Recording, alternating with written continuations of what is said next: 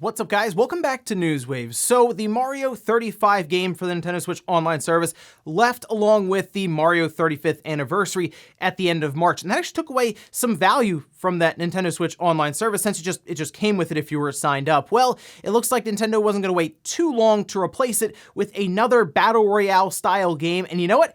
It's actually really cool, and it's live right now. We're going to go over that one here today. Also, we're going to talk about an interesting report that has now hit the internet talking about Hideo Kojima actually working with Microsoft for his next game. Oh, and you remember that we talked about that Castlevania Resurrection disc that popped up online showing an early build of a canceled Castlevania game for that Dreamcast? Well, it was posted up on eBay, and we'll take a look at the pricing here. Guys, if you enjoy these videos, make sure that like button helps out a ton. And if you're new here to the Small channel, make sure you subscribe down below. And we're going to start today with Nier Replicant, a game that I thought was flying under the radar for a lot of people. But you know what? I set up a poll that I actually had to rework yesterday on the community tab for Newswave today, which we'll talk about later on here. And I actually had to move it around a bit and add in Nier Replicant because so many people are asking, hey, why isn't Nier Replicant part of this poll for April games? So I added it in, and we'll take a look at those results. But we can head over here to this tweet. This from the Nier series. Big news, Nier Replicant version 1.2, too many numbers for a title, has gone gold. See you on April 23rd. So exciting stuff there. I got really into Nier Automata. I enjoyed that game. I didn't really get as into Nier when it was on like the PS3 or the Xbox 360 as much, but sure, I'm all for Nier now after Automata, and I will be checking out Nier Replicant when it releases in actually just a couple of weeks. Oh, and we talked about Balan Wonderworld when we had those strange reviews pop up, but if you notice, we didn't really talk about sales for the game. I mean, it came out at $60, and a lot of people laughed at that after we played the demo, but take a look at this one here. This is a tweet from Cartridge Games saying, in Japan, Balan Wonderworld debuted at under 2,100 copies, completely missing the top 30 in its first week at retail. Yeah, that's not very good. I mean, if the game came out and it was like $30 and maybe it was just like digital only or something, probably would have sold better, obviously, because you look at that game and it's like, ooh, it's $60, and it came out on the same day as Monster Hunter Rise, which, I mean, completely buried this game. This game was probably not even glanced at when people went in the stores to pick up something like Monster Hunter. So yeah, Balan Wonderworld, I think, is going to be one of those games where, you know what, it could end up becoming rare. For all we know, I kind of feel like they probably produced way too many copies, so there's just a lot of different cartridges or discs out there currently for Balan Wonderworld. But keep that in mind. If you see this game drop into the bargain bin, it might be worth the grab just to put on the shelf just in case. Oh, and we are less than 1 month now away from Resident Evil Village releasing, and we know, according to Capcom, there is a second demo that's supposed to be coming out here. We have the showcase coming up for some Resident Evil stuff. Maybe that's where they'll announce it there, but it turns out they've actually already uploaded the demo to the PlayStation servers, which means when they do the showcase, they're probably just gonna drop it, much like they did with that maiden demo. We can head over here. This from MP First saying, to be precise, 4 new SKUs, USA, Japan, Europe, and Asia, have been uploaded, backend not live yet, to the digital storefront, all named Biohazard in Japan, Resident Evil Village gameplay demo. As previously confirmed by Capcom, the title of the demo confirms that this will be solely focused on gameplay, whereas the previous main demo was a visual showcase. The demo is allegedly around 10 gigabytes from the information on PSN. You can even see the title card here that they have for it, the little icon for a gameplay demo, and hey, Capcom's been actually doing this quite a bit. Like, they continue to have demo after demo for these different Resident Evil games. I think it's awesome, and I mean, they had a couple of demos even for Monster Hunter Rise recently, so I kind of like this trend now we're seeing with a couple of different game companies where they must be really confident in their game because they put out a demo, although we just talked about Balan Wonderworld, and that demo might have actually buried that game. Either way, though, looking forward to Resident Evil Village and probably getting some early hands-on time with a demo, probably released around the time that showcase. And guys, with some of the quick news out of the way, let's get into the bigger stuff. Let's start right away with the newest Nintendo Switch Online game, another Battle Royale style game. For anyone who is a Nintendo Switch Online subscriber, you have access to this game right now. In fact, the announcement trailer went up as Newswave was finished and all of this, and kind of looked at that and said, yeah, that's about right. So we're covering it here this morning, and this is Pac-Man 99. Check this trailer out. This is awesome. I really like this idea for the next, I guess, Battle Royale style game, especially after something like Tetris 99. And looking at this, yes, it looks like classic Pac-Man, but there are several things that are a bit different, including obviously you against 98 other people, but they have like the little shadow ghost kind of in there that you pick up, and you can kind of rapid fire through them if you group them together, and then send all kinds of obstacles and other ghosts at different people that you're competing against. And there's a few things you can do with that. You can target different ones based on some that are being knocked out sooner or countering against them. You can even defend against different people. And just the overall look of it, it does look like it's going to be a lot of fun. Very hectic and very chaotic. And it's interesting that they went with, I guess, a third party with Bandai Namco, but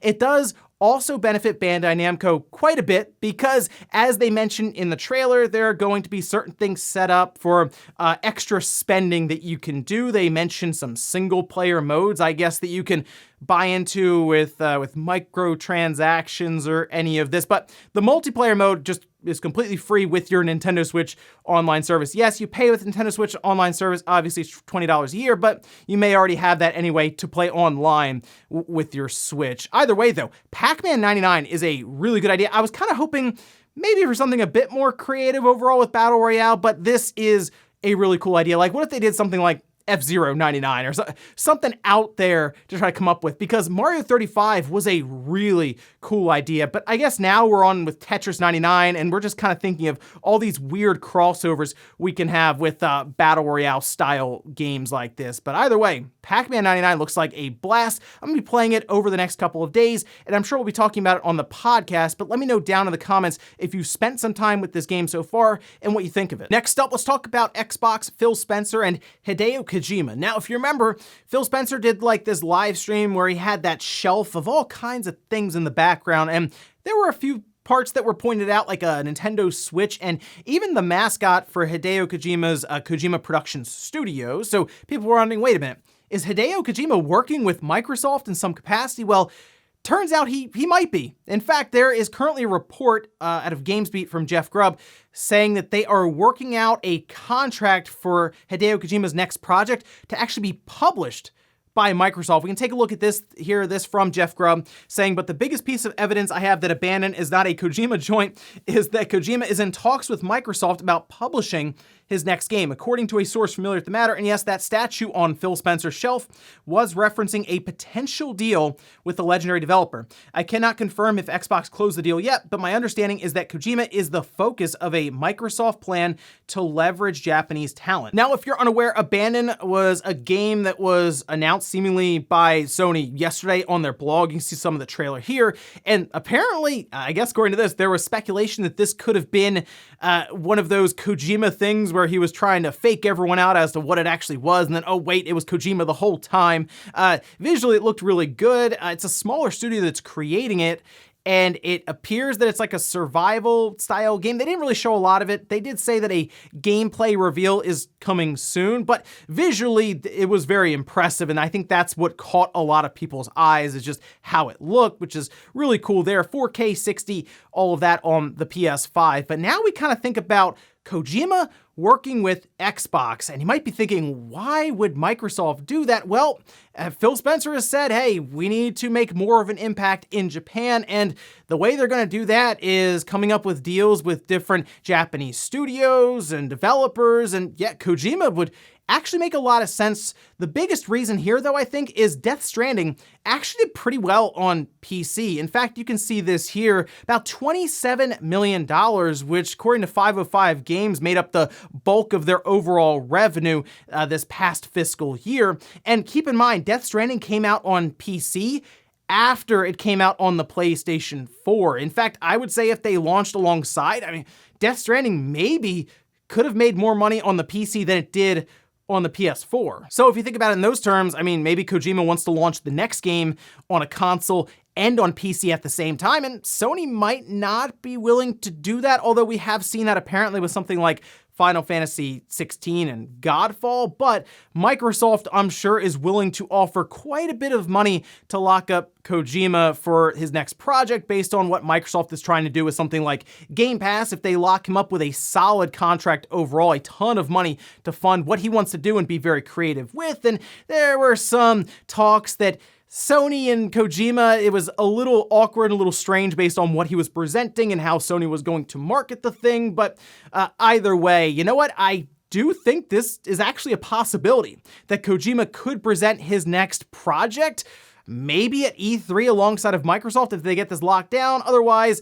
this could be something that's a bit further out into the future, again, if this deal gets finalized and all of that, because it still sounds like it's not completely done, but that would be a big move by Microsoft to have Kojima bring his next project over to the Xbox rather than release it on the PlayStation. Next up, let's talk about PlayStation Now very quickly. Do you remember we talked about Marvel's Avengers going to PlayStation Now alongside of Borderlands 3? And hey, that sounds great because Marvel's Avengers could use that. They could use any help they can getting monthly active users or just new gamers into the game completely. So yes, drop it on a service like PlayStation Now where you just download it and great. But there's one problem. It turns out on PlayStation Now, it is just the PS4 version of the game. If you have a PS5, you wouldn't have access to that PS5 version that unlocks, well, let's face it, a bunch of features that your PS5 would be able to use: faster load times, better resolutions, frame rates, all of these different things. Instead, you're locked to the PS4 version. If you want the PS5 version, you actually have to go and buy it despite being able to download the game itself on PlayStation Now. It's very strange, and people were actually thinking, hey, this must be a mistake of some kind.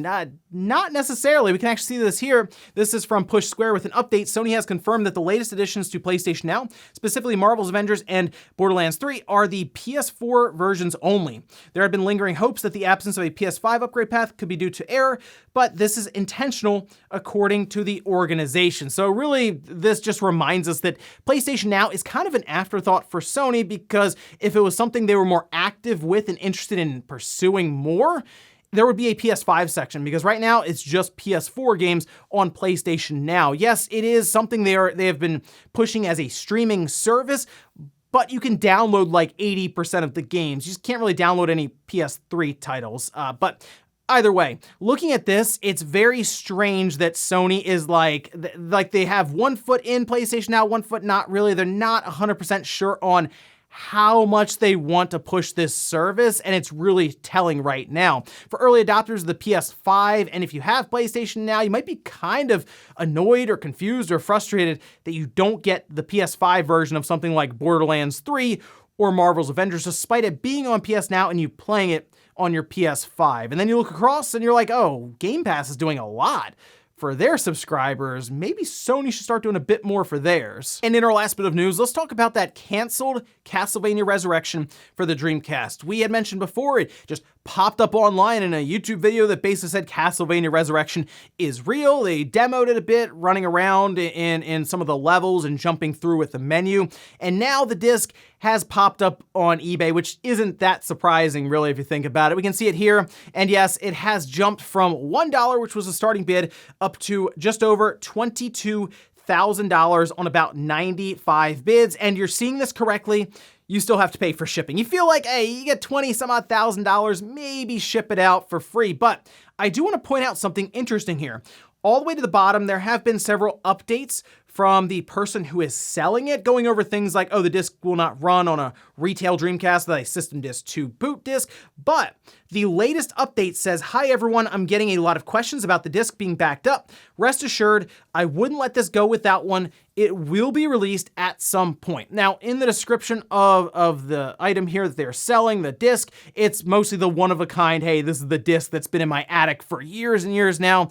It sounds like they've made a backup of it, and maybe they will release it to the internet after this sale is over, because let's face it, at this time, it's worth this much because there's no other copy of it that we can access, and you can't be 100% sure that they really will release it anytime soon. They could say, hey, I'm gonna back it up and I'll release it 2 years from now. The person who buys it currently has like a 2-year exclusivity or something on it, or maybe they're waiting for it to be finalized, ship it out, the person has it, and then they'll look to release the backed up copy. Either way though, at least they're saying something about releasing the game itself online, because that is something that would be really cool to see preserved, because there is a chance that whoever buys this will just kind of store it away in their collection and never actually release it online. And before we go to the comment of the day, we're taking the poll that I posted up yesterday, where I asked, which April release are you most excited for?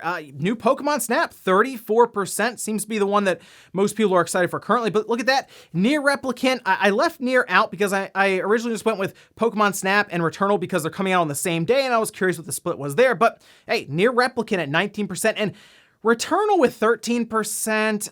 I'm telling you, I think a lot of people are overlooking Returnal. I get MLB The Show 21 probably isn't for everyone, because you have to be in the sports games, and then you have to be in baseball, and there's really only been one baseball game this whole time anyway. But Returnal being the next game for Sony is something that's already being looked past right to Ratchet and Clank. So I'm hoping that Returnal is good, because they didn't do a demo for it. That probably could have really helped the sales overall if the game is that good. We'll see though, because it's already kind of getting buried by other games around it, including Pokemon Snap and Nier Replicant apparently. So we'll see how Housemarque's game goes here. And we'll finish up with the comment of the day as you're seeing here. This is from Pierce saying, Nintendo update. Why wouldn't they just be more transparent in their reasons for updating the console? Nintendo is outselling the competition to such an extent. Keeping info from consumers doesn't do anything but confuse or frustrate us. So the deal with Nintendo is they don't want to tell people that there is a brand new, better Switch coming out until like the last minute, mostly for sales. They feel like if they tell you right now that a Switch Pro or new Nintendo Switch or Switch Plus, whatever you want to call it, is coming out, say, in October, they're concerned you then just won't buy a Switch for the next 4 or 5 months, and then you build up and then you finally buy it there. Essentially, they want to have like a 60-day run-up time maybe to the Switch Pro, and we've seen it before with Microsoft where they announced the Scorpio way in advance, and the Xbox sales, which were already having a hard time, tanked even worse. Remember, Nintendo is the company who has waited for something like the Switch or the DS Lite to be announced. They even told, I think it was Eurogamer, it didn't exist, and then 2 days later, they announced it. They've done that before with their handhelds. I expect them to do that here with their Switch. Wait until like legitimately the summer, June or July, to announce it if they want to release it sometime in September, for example. And ladies and gentlemen, that's going to do it here for Newswave. If you enjoyed this video, guys, hit that like button, really helps out. If not, hit the dislike. Leave comments down below about everything we talked about here today. Whether it was Pac-Man 99, did you get a chance to play this one? Let me know your thoughts on it so far. Also, Hideo Kojima working with Microsoft and Xbox. How do you think that partnership will go? And then this Castlevania Resurrection eBay listing. How high will these bids and this pricing actually go? Thanks guys for watching, and I'll see you next time.